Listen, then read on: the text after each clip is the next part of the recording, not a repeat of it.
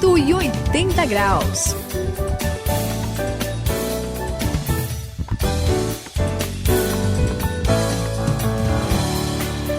Eu sou o André, essa é a virada da sua vida, 180 graus. E sabe, Suzy, eu conheci uma pessoa que dizia que a ciência e a fé eram duas coisas que não combinavam. Puxa, já ouviu isso? Eu acho que já, né? Já. Olha, ele falava o seguinte: ou você acredita na ciência e procura questionar, duvidar e investigar, você vai virar um cético, né? Ou você tem fé, ou seja, acredita sem perguntar o porquê. Você acha que a gente precisa mesmo fazer essa escolha? Assim, acreditar cegas, você tá dizendo? Ou você acredita às cegas, sem questionar, ou você questiona tudo. Ai, não acho uma boa, não. Não? Eu, assim, se a gente ler a Bíblia, assim, pelo menos com atenção, né? A gente vai ver que na Bíblia mesmo tem muita gente que tem questionamentos.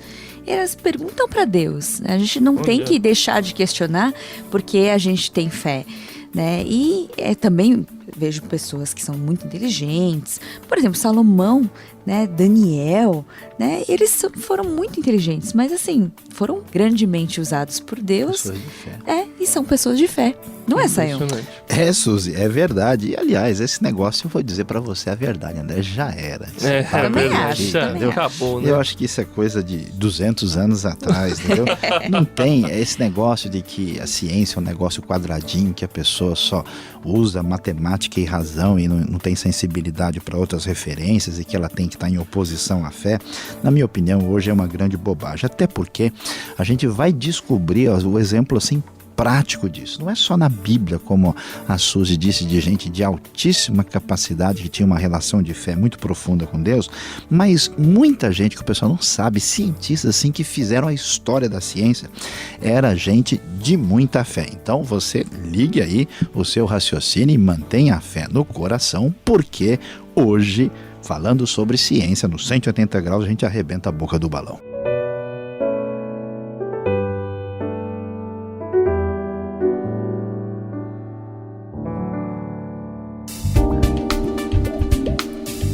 Quem passa pela virada de 180 graus tem que fazer a diferença.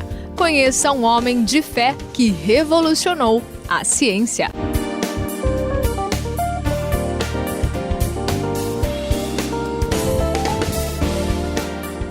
Olha, aqui no 180 graus vamos falar sobre ciência, que tem muito a ver com a fé, não é, Sayão? É isso Tudo aí. a ver com a fé, a ciência. E olha, mesmo porque alguns grandes cientistas tinham muita fé. Eu vou tentar falar esse nome direito. Vamos ver, vocês me corrijam se eu estiver errado. lá. Leonard Euler. Falei certo? Isso, Eu perfeito. dei uma pesquisada antes, vou confessar. Mas olha, ele era um cristão convicto. Ele tinha certeza que ele acreditava em Deus, que ele tinha fé. E aí, ele escreveu mais de 60 livros de matemática. E falando também a respeito de física, ótica, mecânica e astronomia, Sayão. Ele era um gênio, esse Um cara. gênio, não, impressionante. Eu ouvi falar que ele escreveu mais de 800 livros no final da vida. Olha isso. Impressionante. Que é isso? Não. Nossa. Então, e ele é muito importante, né? Agora, esse daqui, acho que algumas pessoas vão cair pra trás. Vocês estão sentados aí? Opa, Olha, vamos ver. vocês já ouviram falar das leis de Newton? Isso, Certo? claro. Né? Foram feitas pelo Isaac Newton. Simplesmente o pai da física clássica, que o pessoal fala, né? Todo mundo estuda ele na escola. Ele escreveu teologia, Sayão. Pois é. Dá pra acreditar, ele também era um cristão, ele acreditava em Jesus. Olha isso, aqueles que estão entre os maiores cientistas tinham fé. André, e isso é uma verdade que a gente vai descobrir cada vez que a gente mexer mais com ciência. Esses dias eu estava dando uma olhada numa coleção de matemática, né? E uma história Que interessante. passatempo legal, né? E aí, lá tinha a história dos maiores matemáticos que a gente conhece, né? Sim. Olha, a grande maioria era gente muito, assim, cheio de fé. E alguns até que não eram. Muitos eram, por exemplo, filho de rabino ou filho de pastor. Interessante. Uma coisa que é interessante. Olha o que o preconceito faz na cabeça das pessoas, né? Sim. E olha, vamos pensar aqui, acho que vocês sabem, a Suzy deve ter ouvido falar, você também, quem que é o pai da genética moderna? Mendel. Isso, Mendel. o famoso Gregor Mendel, que era o quê? Um padre. Que legal. Quem diria uma coisa dessa? O pessoal fala tanto, né, que fé e ciência padre não combina. e religiosos eram um obstáculo para a ciência. E se a gente está falando, alguém pode dizer, isso é coisa do passado, muitos anos atrás. Pois é, hoje, o Francis Collins, que é um dos maiores estudiosos da genética dos dias de hoje, é um cristão de primeira linha. Aliás, ele está responsável aí por esse grande projeto, né, que envolve o genoma humano. Olha isso. Né, esse projeto atual. Quem pode falar alguma coisa sobre, vamos dizer assim, o ícone da física do século XX? Albert Einstein. Einstein Ele era uma também pessoa acreditava em Deus? mas de profunda fé em Deus. Einstein chegou a dizer coisas assim, que se a gente pegar o essencial do que tem na Bíblia, a gente cura todos os males da sociedade. Olha É impressionante. Eles mostram como é que fé e ciência estão orbitando dentro da mesma galáxia. É impressionante, Suzy. Olha, eu não sei nem o que falar aqui. Eu já ia falando da ciência, mas eu não conheço nada, né, pelo jeito. Olha, é interessantíssimo, como, por exemplo, já ouviu falar da física quântica? Quantas vezes me falaram sobre ela. O Max Planck é o pai da física. Fera. É fera mesmo, né? E ele era um homem de Deus também, né? Ele tinha muita fé. Mas assim, pensando assim um pouquinho mais, eu gostava muito, né, de probabilidades, né, de trabalhar com isso. Aí eu lembrei do Blaise Pascal. Blaise Pascal. É impressionante como ele... Olha só. Além de matemático e físico, ele fez, né, a máquina de calcular. Ele fez a máquina de calcular. Muito interessante. Mas sabe o que eu achei interessante? Que ele, ao mesmo tempo, ele era filósofo e teólogo. Olha... Não é muito interessante isso? E, assim, a gente estuda ele na ciência, mas é interessante ver como que pode ter essa harmonia, né? Você ter as duas coisas ao mesmo tempo. O que você pode falar sobre isso? Olha, Suzy, é impressionante, porque você estava mencionando de Pascal, né? E a gente tem, assim, na figura dele, além dele, aí a gente menciona Leibniz também, que é uma espécie de concorrente do Newton na época, que tinha profundo conhecimento de teologia, de teodiceia, mas o Pascal vai além dos outros, sabe por quê? Olha, o homem, assim, com menos de 19 anos de idade, ele inventa a máquina de calcular. Tem gente que tem mais de 30 e não sabe usar. Né? Ele era um gênio impressionante e ele foi muito responsável pelo desenvolvimento da metodologia das ciências, né? E o que impressiona, quando a gente lê os pensamentos, né, os famosos pensées de Pascal, é tão impressionante ver que ele não acredita só em Deus, ele ama Jesus. A maneira como ele fala de Cristo não é do Cristo assim da teologia, é do amor de Deus que atinge o nosso coração. Puxa. Inclusive, assim, esses pensamentos são uma espécie de coletânea sobre uma interpretação da realidade da vida, mas ele vai dizer coisas assim profundas, que a nossa glória, a nossa felicidade se encontram em Cristo Jesus, a nossa miséria se encontra no nosso pecado. Se o homem fica só com um ou só com o outro, não dá certo. A gente tem que entender quem nós somos e como é que Cristo faz toda a diferença. Pascal é o homem mestre do cálculo, tanto para a matemática como para a nossa necessidade espiritual. 180 graus, a virada da sua vida.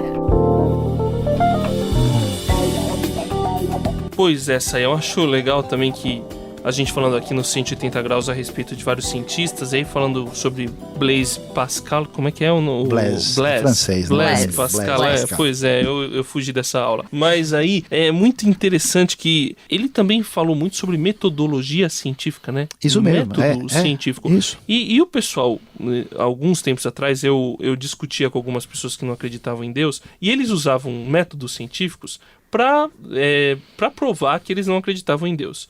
Achei muito interessante. Aí você pensa, quem inventou esses métodos não acreditava em Deus, né, tal. E ele, apesar de inventar todos esses métodos aí, como você disse, ele não via nenhum problema em acreditar em Deus e usar a mente dele, o raciocínio lógico. De jeito nenhum, André. Aliás, o que ele fala nos seus escritos é a diferença entre o espírito geométrico e o espírito de finura.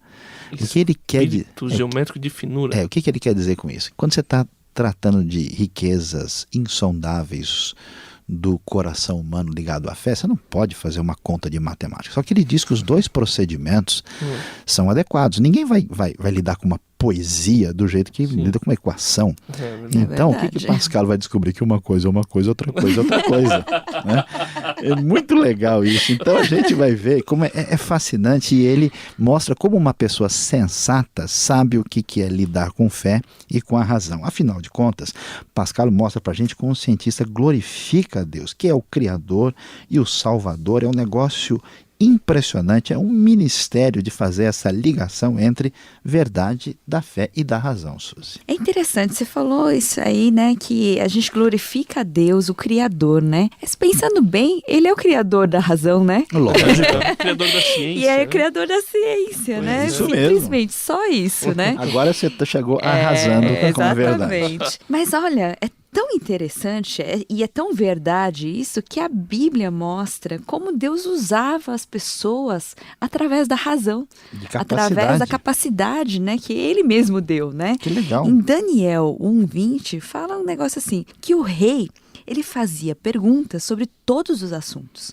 que exigiam sabedoria e conhecimento. O rei da Babilônia. O rei da Babilônia. E descobriu que o Daniel e seus amigos eram 10 vezes mais sábios do que todos os magos e encantadores do seu reino. Não é muito interessante? Deus se mostrou, se revelou através do conhecimento e da sabedoria deles. É verdade, Suzy, e aí a gente vê uma coisa interessante, que quem conhece a Deus e a Jesus deve entregar a sua mente, a sua razão para conhecer, porque esse pessoal que conhecia Deus era gente de altíssimo nível e bastante qualidade. E quem tem toda essa capacidade, esse conhecimento, deve colocar isso para servir a Deus, porque o Deus da razão é o Deus do nosso coração, que veio não só criar o mundo, mas trazer vida e salvação.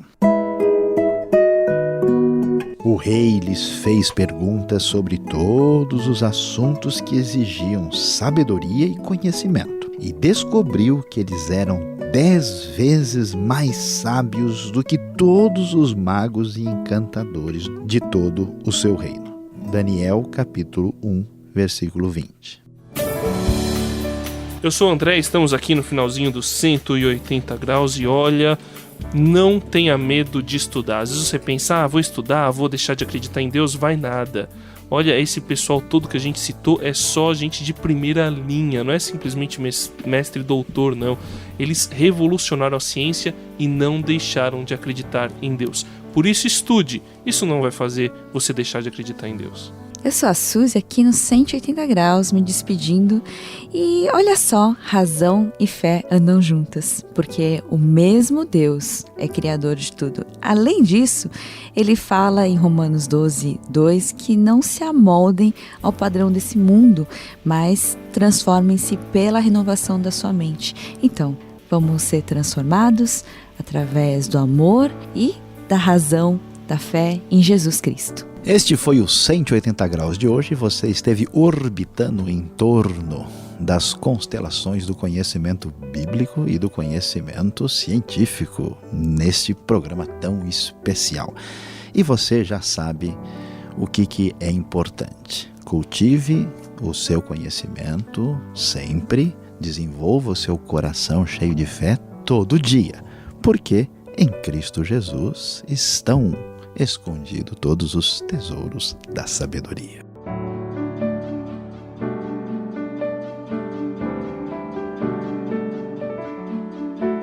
...180 graus, a virada da sua vida. É uma realização transmundial. Apresentação e produção de André Castilho, Suzy Li e Luiz Saião.